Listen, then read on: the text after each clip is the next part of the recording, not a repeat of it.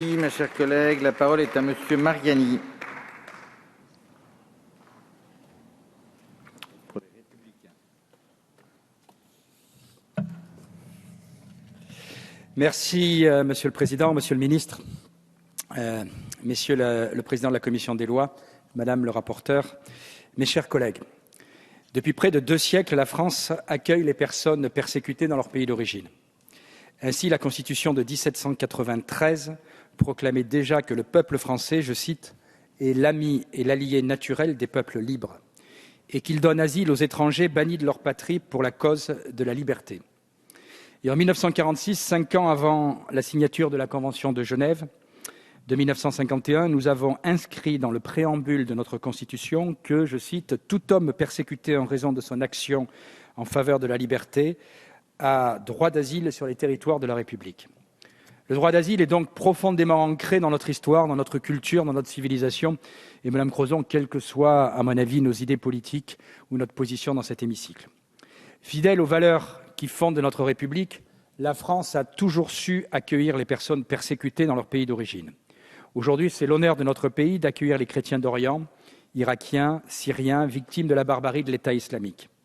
L'exercice du droit d'asile est donc un principe fondamental à valeur constitutionnelle. Une tradition qui veut que notre République accueille sur son sol tous ceux et celles qui, dans leur pays d'origine, sont victimes de violences. Obligation juridique liée au droit communautaire et aux engagements internationaux de la France, le droit d'asile n'a absolument pas vocation à être remis en cause. Et nous sommes, je l'ai dit, tous viscéralement attachés à ce principe et nous souhaitons tous en assurer la pérennité. Vous avez dit, Monsieur le Ministre, qu'une réforme du droit d'asile est indispensable si l'on veut rendre au droit d'asile le rôle fondamental qui est le sien. Nous souscrivons à votre appel. Une réforme est nécessaire, mais je suis désolé de dire pas celle-ci. Notre système d'asile est effectivement à la dérive et s'est transformé en ticket d'entrée en France pour les clandestins. Le plan annoncé mercredi dernier, prévoyant la création de 10 500 places d'hébergement, est une nouvelle illustration de cette absence de volonté de réformer en profondeur le droit d'asile. Le Haut-Commissariat des Nations Unies pour les réfugiés a chiffré à plus de 100 000 le nombre de migrants et réfugiés arrivés en Europe via la Méditerranée depuis le début de l'année. Plus de 1 800 hommes, femmes et enfants sont morts ou sont disparus en tentant cette traversée. L'afflux massif de migrants à nos frontières et les situations humaines dramatiques qui en découlent doivent amener le gouvernement à réfléchir à une réforme structurelle et non à procéder à des rapiéçages. La création de ces nouvelles places d'hébergement va, à notre avis, créer un nouvel appel d'air à destination des passeurs, alors même qu'il leur faudrait envoyer un message de fermeté. Et ce message de fermeté, à mon avis, est à envoyer au niveau de l'Europe. Et je le dis d'autant plus que ces 3 derniers jours, j'étais au Conseil de l'Europe, puisque j'ai depuis 1 an et demi, Monsieur le Ministre, la responsabilité de présider la commission du Conseil de l'Europe chargée des migrations, des apatrides et des réfugiés, et qu'aujourd'hui, le problème que nous rencontrons avec les réfugiés politiques en France, la plupart des pays le rencontrent. Enfin, quand je dis la plupart des pays, je pense à tous ceux qui essayent d'honorer justement ces principes auxquels nous sommes tous attachés.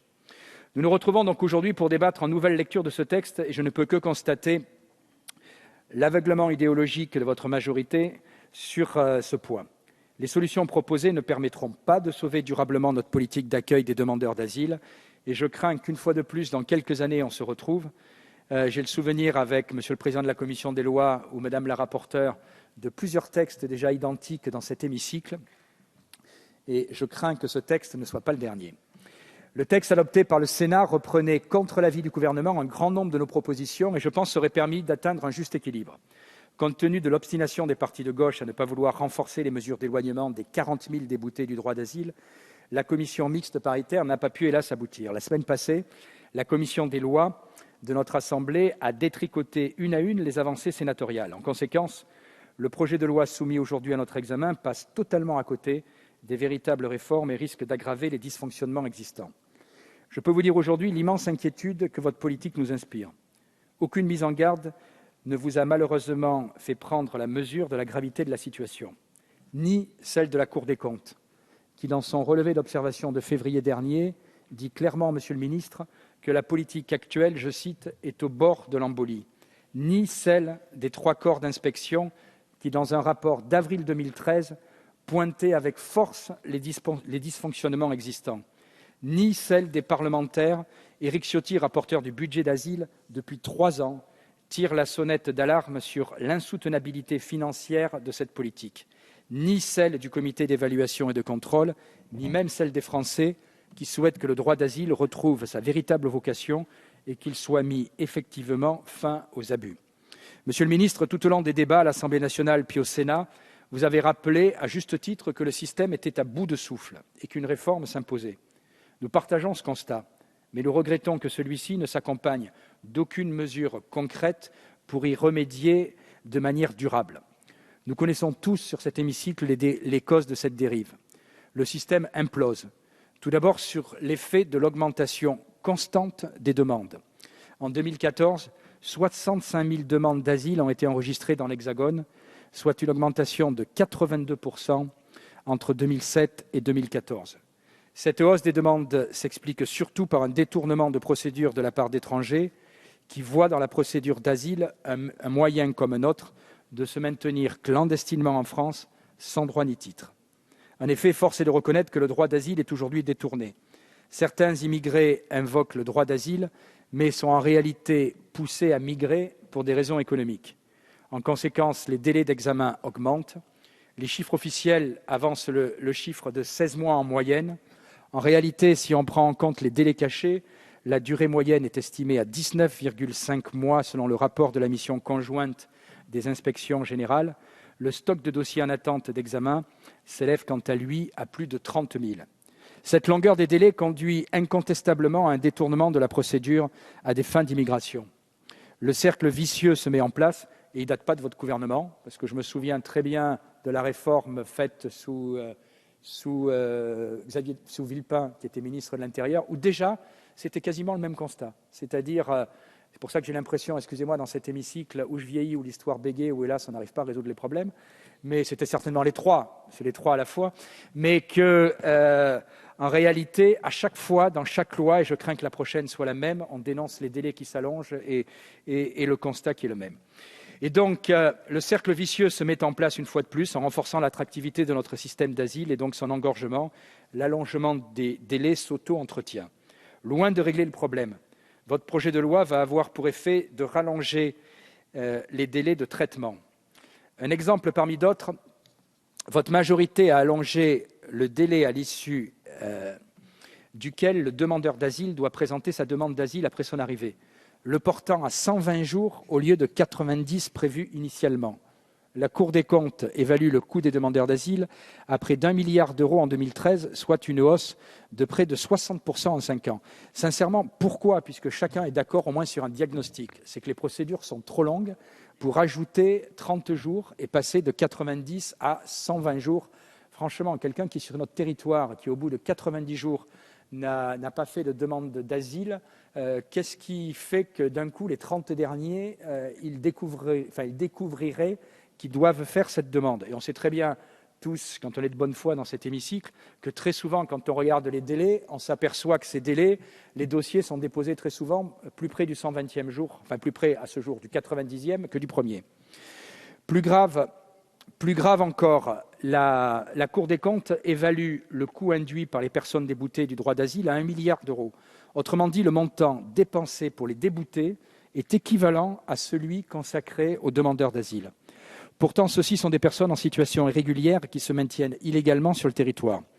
Et je le dis avec force et conviction, les déboutés du droit d'asile doivent, après rejet de leur demande, retourner dans leur pays d'origine. C'est la règle républicaine qui, je pense, devrait nous rassembler tous dans cet hémicycle. Je regrette que la commission des lois soit revenue sur l'ensemble des dispositions adoptées au Sénat qui visaient à faciliter l'éloignement des personnes s'étant vues définitivement refuser l'asile. Dispositions proposées en première lecture par mon collègue Éric Ciotti. En effet, actuellement, il existe de réelles difficultés pour exécuter les OQTF des demandeurs d'asile déboutés. Concrètement, une grande majorité des déboutés restent en France.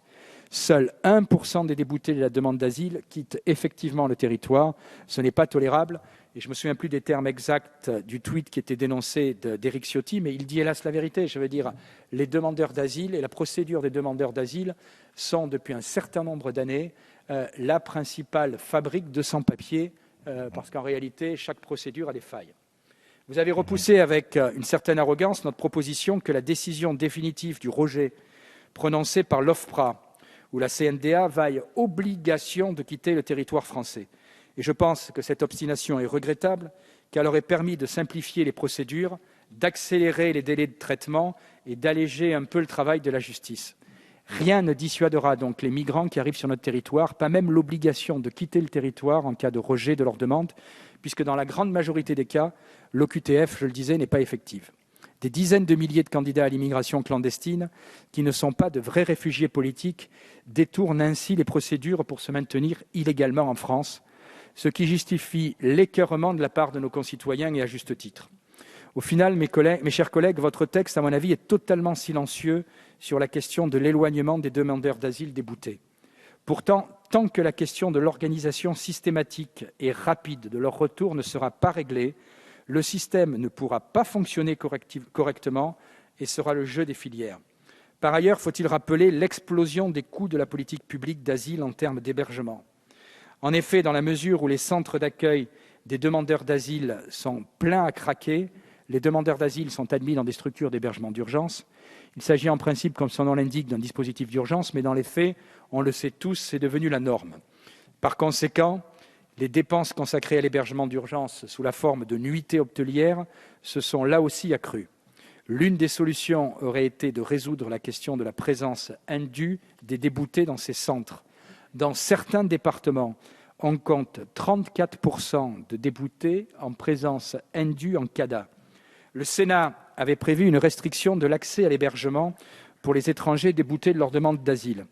Hélas, la commission des lois est revenue également sur cette mesure. De toute évidence, rien n'est fait pour lutter contre l'immigration illégale qui nuit à l'exercice effectif du droit d'asile. Pour continuer à accueillir dignement les demandeurs d'asile, nous devons nous prémunir de ces abus et surtout des demandes frauduleuses.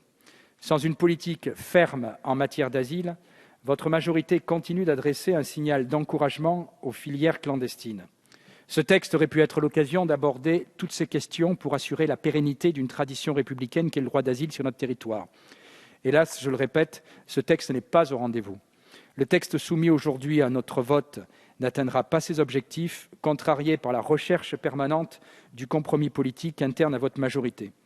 Ce compromis bancal conduira au final à aggraver les dysfonctionnements existants et c'est la raison pour laquelle le groupe des Républicains s'opposera, Monsieur le ministre, à ce texte.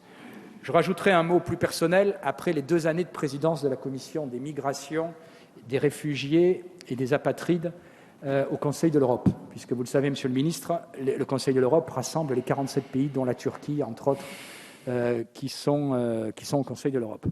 Et j'avoue que je suis extrêmement inquiet quand je vois les chiffres. J'étais en Turquie, quand je vois l'effort que font les Turcs, je sais très bien qu'ils ne sont pas dans l'Europe, mais ils sont dans le Conseil de l'Europe, pour accueillir en première ligne les réfugiés politiques, et qui, sincèrement, le font plutôt bien, avec très peu d'aide de l'Union européenne et avec très peu d'aide de nos pays. Quand je vois l'effort que fait le Liban, et quand je vois que dans notre pays, où je pense qu'on est tous d'accord sur ces bancs pour dire que quand on voit les massacres, quelle que soit la religion, quand on voit les massacres d'extrémistes sur des innocents, et les innocents, qu'ils soient chrétiens ou qu'ils soient musulmans, je veux dire, ont besoin d'être protégés.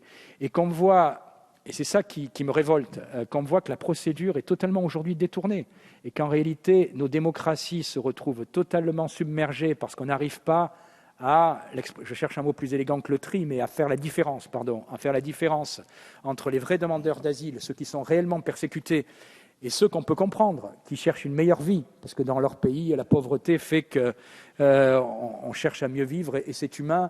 Mon père l'a fait, le père de certains autres dans cet hémicycle l'a fait aussi. Je pense que si on n'arrive pas à faire rapidement ce tri, c'est toute la vocation de notre pays en matière d'asile qui sera remis en cause, et je pense aussi que c'est une montée, de l'intolérance que nous encourageons dans notre pays. Voilà. Et je pense que ces mesures, on doit les prendre au niveau de l'Europe. Au niveau de l'Europe, je pense que l'Europe est totalement défaillante. Alors, totalement défaillante, et que même elle a baissé les bras, et qu'aujourd'hui, plutôt que de chercher à répartir tel ou tel quota. Le vrai problème est de savoir comment on met fin à cet afflux de réfugiés et comment on essaye réellement de traiter la demande. Et je le dis avec sincérité et regret, je pense que cette loi va nous permettre de gagner 2 ans, mais je suis persuadé que pour ceux qui seront encore présents dans l'hémicycle, dans 2 ou dans 3 ans, on se retrouvera avec les mêmes constats. Et je pense une situation qui, dans l'opinion publique, aura encore été dégradée, ce que je regrette. Merci.